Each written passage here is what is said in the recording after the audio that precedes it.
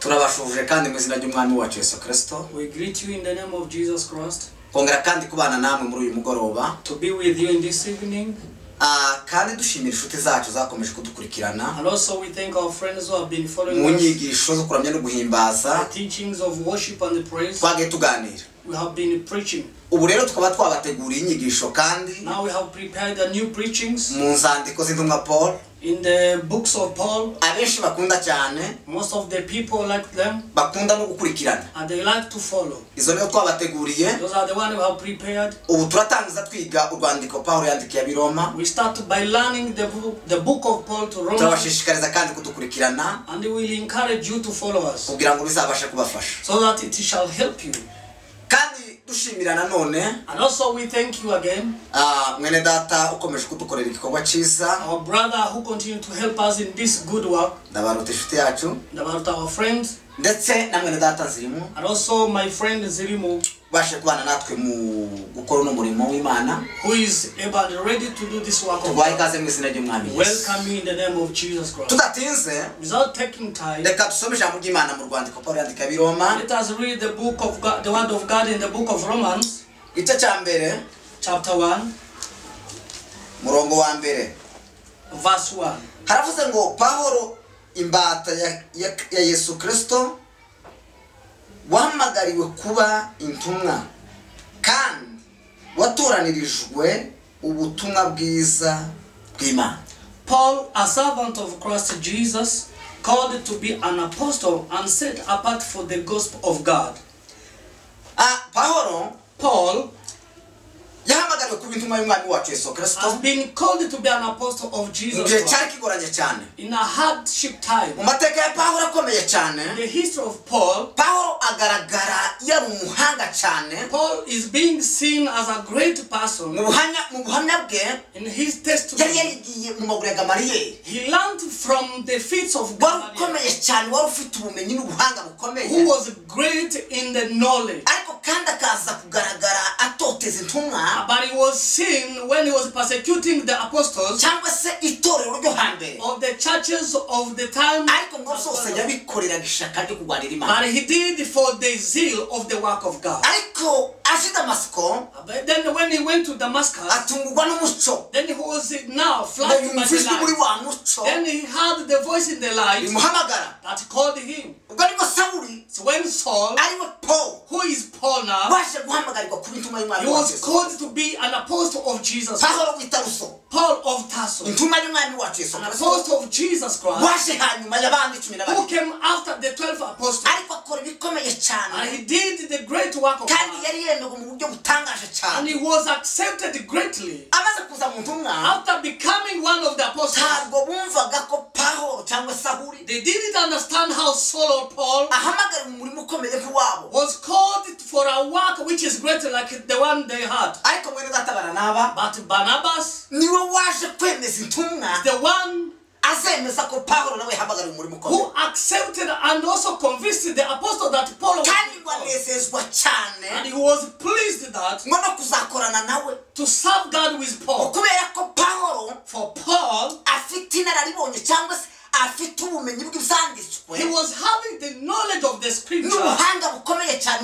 And he was expert in what he learned. Barnabas was also a great person. He was the one who had a vision, a great vision. He was much more happy there to be with Paul. For the riches that he was finding in Paul. And Paul, he came and has been taught by the Spirit of God.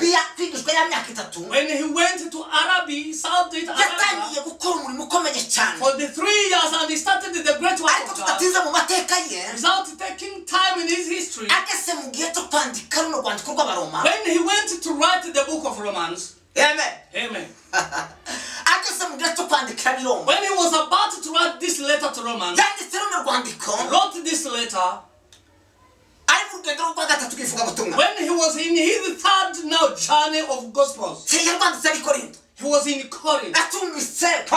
When he was accommodated somewhere to the guy, to our sister's Phoebe.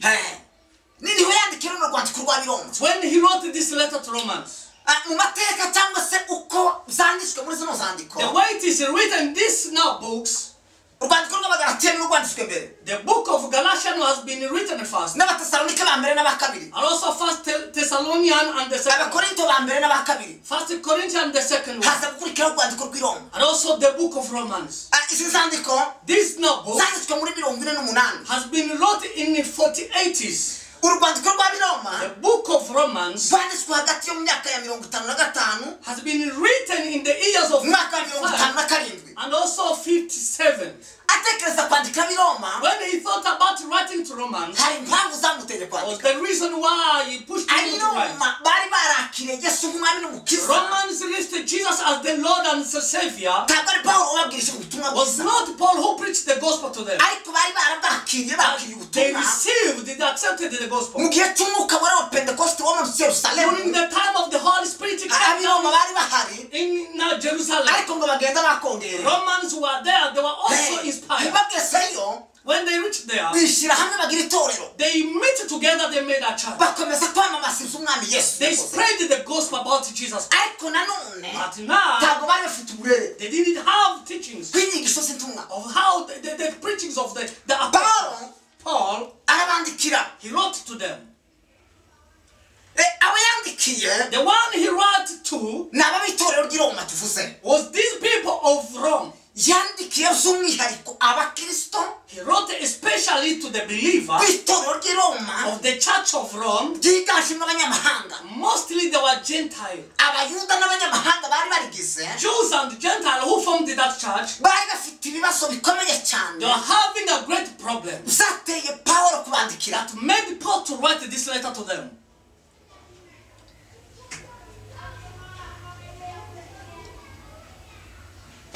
icyo yababwiye What he told them, icyo yashakaga kubabwira cy'ingenzi what he wanted to tell them mostly, ngo kwari kubabwira umugambi w'Imana ukomeye mu gucungura umuntu it was to tell them the purpose of God now to redeem a human being.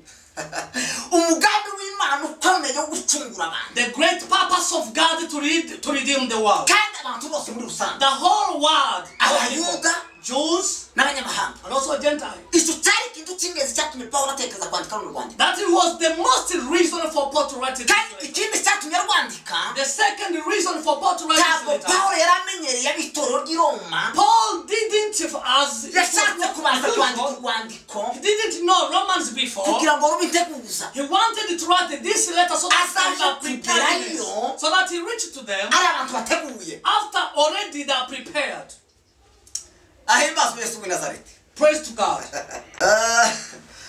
ijambo rya kabiri The second one, yashakaga kubamenyesha gukiranuka kuva ku Mana he wanted to let them know about the righteousness of God. kuko akenshi mu gihe cyose bakiranukaga Mostly when they were righteous, bibwiraga ko gukiranuka kubava ku they bwabo thought righteousness is from their own. bashaka kubereka ko gukiranuka They bagira wanted to tell them about their righteousness. nta n'ushobora gukiranuka atabihawe n'Imana Nobody can be righteous apart once you are given by God. kandi uku gukiranuka This righteousness ni ukwisubiraho ku mutima is now to examine yourself in your heart. ni ukwisubiramo ku mutima Is to examine yourself in your heart. ijambo rya kabiri The second one kwizera n'amahoro is to have faith and peace. Pawulo abandikira When Paul wrote to them, ibyo byari by'ingenzi yashakaga ko bamenya this was very important for them now to know. byanamutekereje kwandika kino gitabo cy'abantu That made him to write this letter of Romans. ni urwandiko rukomeye It's cyane a great book kandi nkunda and that I love. intego za Pawulo kwandika runo rwandiko The reasons of Paul to write this epistle, nanone zari zitandukanye it was so different. narivuze ko yazanditse kugira ngo ateguze I have said he wrote this for the preparedness. urwandiko rubiteguza mu gihe cyose azasange bateguye For this letter to be a preparation so that when he came, he got them prepared. ngo n'umurimo ukomeye cyane wazakora Espaniya And also the great work we do in Spain, ariko ngo babe baziteguye when they're already prepared for it. ijambo rya kabiri The second word,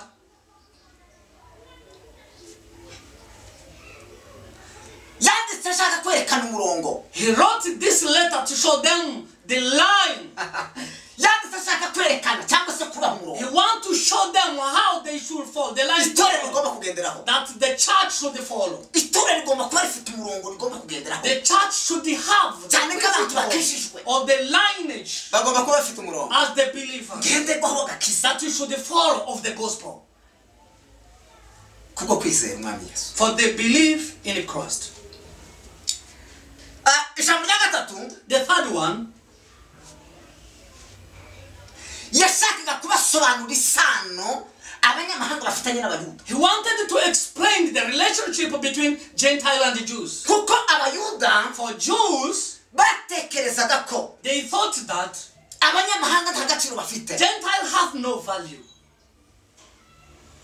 usibye ko n'abanyamahanga nabo A part of Gentile themselves, hari igihe batekerezaga ko that is, sometimes they thought to themselves abayuda nabo bafite intege nke bafite ubunebwe bwinshi that Jews also have their own weakness. nanone pawulo yaje kubibwira ab'i Roma And also Paul told the people of ngo Romans, babwire icyo abayuda barusha abandi he told them what Jews have more than others. yaranabivuze And also Paul, aravuga ngo nubwo ngo hagenda hagaragara intege nke nyinshi mu bayuda he said, even though there are something, the weakness which is found in Jews, ariko ngo mumenye ko gakiza kava mu bayuda but you have to know that salvation is from Jews. ngo kandi And again, ngo bafite gutabarwa mu buryo bukomeye cyane they have to get a help very ariko quickly. cyane ngo bandikira But he said, he wrote to them, ngo ashaka kubamenyesha ngo isano bafitanye he n'abanyamahanga wanted to let them know the relationship. ngo mu gihe cyose bazakorana umurimo Whenever they do the work ngo together, bazakorane nk'abavandimwe they will do as a friend. bahamagariwe umurimo umwe That have been called to do the same work.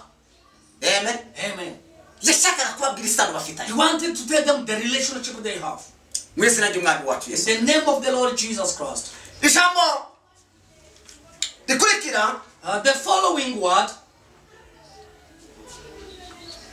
mbese uko byari bimeze mu itorero ry'i Roma the way it was in the church of Romans, bari bafite ibibazo bikomeye cyane they had a great problem nanone pawulo atashakaga kuvuga mu rwandiko that Paul didn't want now to signal in this scripture. yashakaga kuzaja gukemura yagezeyo That he wanted to come and resolve when he got it. kandi ibyo akenshi ubirebye winjiye mu byigwa Once you go deeply and found in the scripture, cyane biza kugaragaza it is now found imisosano no kutemerana hagati y'abanyamahanga n'abayuda the conflict between Jews and Gentiles, ndetse no kwiremera gukiranuka kwabo and kutatuma also creating their own righteousness which is not from God. cyane zari izo ntege nke Mostly was this. niyo mpamvu yashakaga kubaha umurongo ngenderwaho w'amahame This is the reason why he wanted to show them the lineage of the gospel.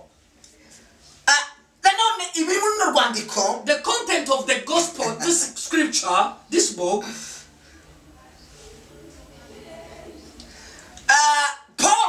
Paul, ngo yasanze abayuda n'abanyamahanga he found the Jews and Gentiles. ngo bose ari abanyabyaha They were all sinners. kandi ngo bose And all of them, ngo ko gakiza kabazi the salvation has come to them. kuri bose To all. ni nuko That is the truth. kuko hari abatekerezaga There are ko those who thought that hari abakiranuka gusumba abandi there are some people who are more righteous than others. ariko ngo babwira abo ko bose But he told them that all of you, bakoze icyaha you sinned, ariko kandi bose but all of you, agakiza kabazi salvation came to you. mu izina ry'umwami wacu Yesu In the Kristo name of the Lord Jesus Christ.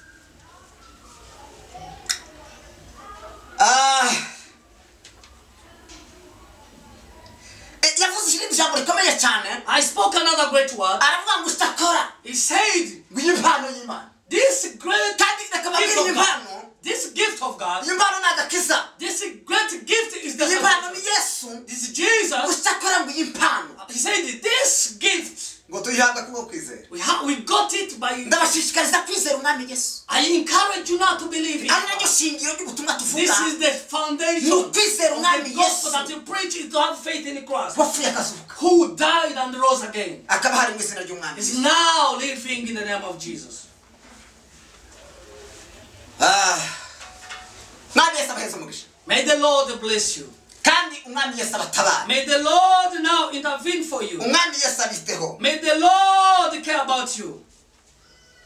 bavuga n'ubwo gupfa no kuzuka We spoke about the death of Jesus and the resurrection of Jesus. iyi mpano This gift, tuyihabwa n'ubwo kwizera get it by faith, kandi ngo dushingiye ku muzuko w'umwami Yesu founding or rooted the ground resurrection of Christ. kugufa no kuzuka k'umwami Yesu. By the death and the resurrection of Jesus Christ.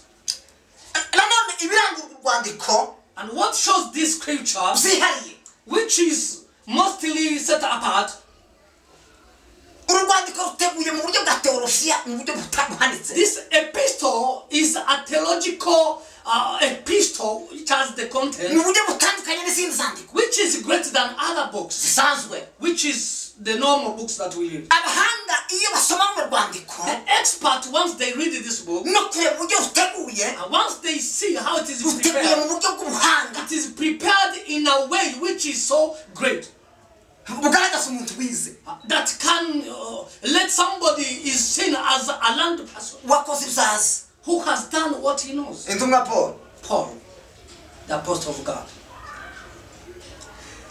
ijambo rya kabiri The second word, ngo yashimangiye cyane he said a lot imyizere y'abakristo. about the belief. yashakaga gushimangira kwizera kw'abakristo. He said about the belief of the Christians. cya gatatu The third one, yifashishije nanone izindi nyandiko. he used some other books. mu zandiko ze yifashishamo ibintu In byinshi. his epistles, he used so many scriptures.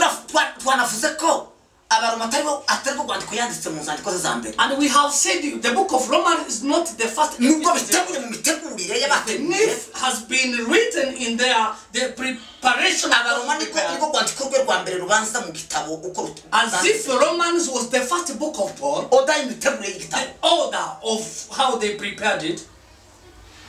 ariko nanone yagiye yifashisha But also he used mu zandiko n'ibindi byinshi. the other epistles and the scriptures.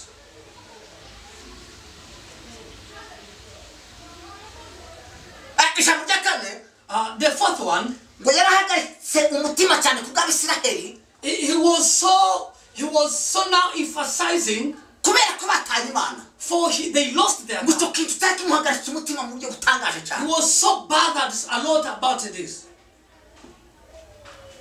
nanone Again, asa nanone kandi gusubira gushyiramo imbaraga he came also to emphasize, ngo mu kubereka kandi isano bafitanye n'abanyamahanga. to show them again the relationship iri jambo between twaga turigarukaho Jews and Gentiles. We come back. aho hari ipfundo ry'ikibazo gikomeye cyane mu itorero ry'Iroma. It was a great word in the church of aho God. kandi gasubiye kandi He came again, he came back ngo kuhatanga inyigisho zinoze to give the teachings which is so no gushaka kugira ngo bahamenye mu buryo bwimbitse that they should know deeply ngo isano bafitanye the n'abanyamahanga. relationship that between Jews and Gentiles.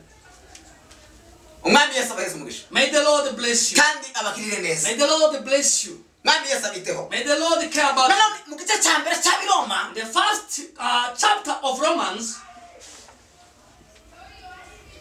yaje kuvuga ngo ubuhenebere bukomeye cyane cyangwa se integenke zikomeye cyane ngo ziterwa no kwimura Imana. he spoke about the weakness of now backsliding or chasing or not believing God. mu gice cya kabiri In the second chapter, ababwira ukuntu Imana itarobanura ku butoni. he second how God does never differentiate people. waba uri umuyuda cyangwa se umunyamahanga, Even though you can be Jews or Gentiles, Imana itarobanura ku God butoni. does never differentiate people. mu gice cya gatatu In the third chapter, avuga amahirwe abayuda barusha abandi. he spoke about uzabisanga muri icyo gice cya gatatu, amahirwe abayuda barusha abandi. I can say the likeness, the goodness, what the Jews have more than others.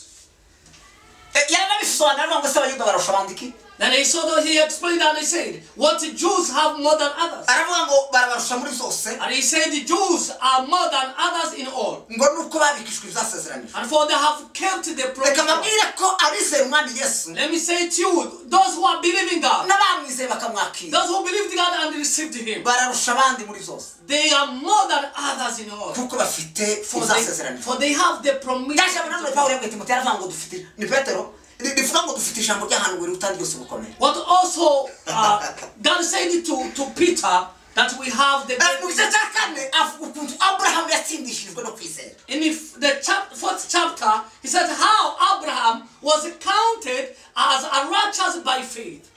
mu gice cya gatanu avuga amahirwe asanwa no gutsindishirizwa no kwizera. The fifth one, he said those who are blessed by faith in Christ. igice cya gatandatu The sixth one, aravuga ngo ubuntu Once you are gracious to somebody, because of how you are pity about him, you forgive him all his transgression and sins. But you can be a helpful somebody. You can be a helpful to person once you give him. But we can tell him the help that I'm giving to you. You give him the instruction to use the help in his life so that it can be important to him. That is the grace that God gave us. We have been given the grace. But Jesus Christ, he gave us the lineage so that we can gain from this grace. Those who are being given the free things, they now confuse them to the grace. It's like the lost son has the belonging to his father. He went with his part and he wasted them without having nobody who can supervise him. May the Lord not care about you. Grace and peace be with you. In the 7th chapter, he spoke how the laws control somebody who is still alive. They were so expert. They were learned people. They were rooted to the laws, but he prepared now to teach them how the laws control somebody who is still alive. In the 8th chapter, he spoke about the living of a believer. How we live when we are Christians. The new living in Christ Jesus. May the Lord care about you in the name of Jesus Christ. The 9th, Paul was so sorrowful about the Jews. He was so painful because of unbelief of the Jews. In the 10th one, chapter 10, he spoke about how Jews made their own righteousness by neglecting God. May the God be praised. They made their own righteousness by neglecting the righteousness of God. Chapter 11, he spoke about the end of the Jews. I encourage you to read the scripture. I have spoken in a summary about the book of Romans.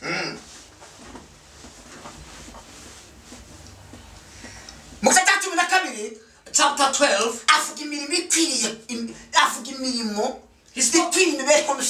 he spoke about the good work for those who are righteous, who are Christians. 13th is now the obedience. How you can't reach to the great victory without accepting to obey, or you can be obeying those who are ruling you. Chapter 14, he spoke about how you should not condemn and the great weakness that the church has is now to judge others. He spoke when he was telling the Romans. They were so proud. But he said you should accept one another as Christ accepts you. Do not judge yourselves, but accept yourselves the way Christ accepted you, so that you can do one work. The 15th one,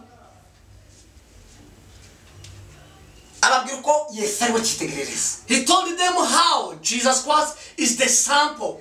Yesu ni wakitegerezo cyacu kutinezeza. Jesus Christ is our example of not now ruling ourselves. Kuko bafite umurimo ukomeye w'Imana. For those who have the great work of God, ubutumwa bwiza, of preaching of the gospel, Yesu ni cyitegerezo nk'umwarimu. Jesus Christ is an example as a teacher who was died and rose again from the dead. Kuko ubutumwa twahawe bivuga. As the scripture that has been given, then the 16th one, which is the last one, yabandikiye atanga greetings. He wrote to them when he was giving the greetings.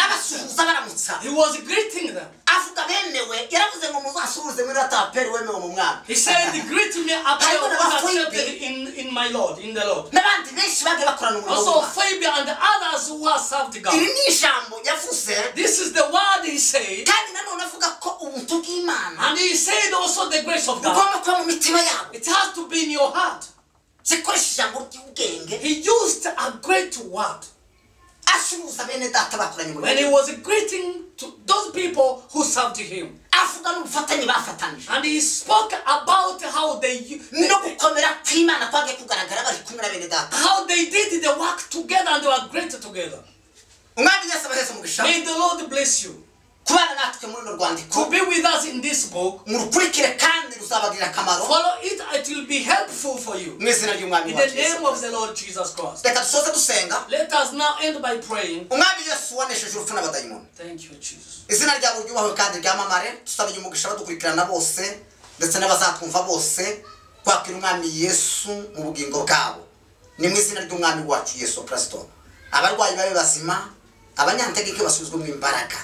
Ubwenge no kumenya n'ishurirwa bitangwa nawe bigaze mu mitima y'abizera umwami Yesu nabumva inyota y'ijambo ry'Imana. Ni mu izina ry'umwami wacu Yesu Kristo duseze dushimye twizeye. Amen. Amen.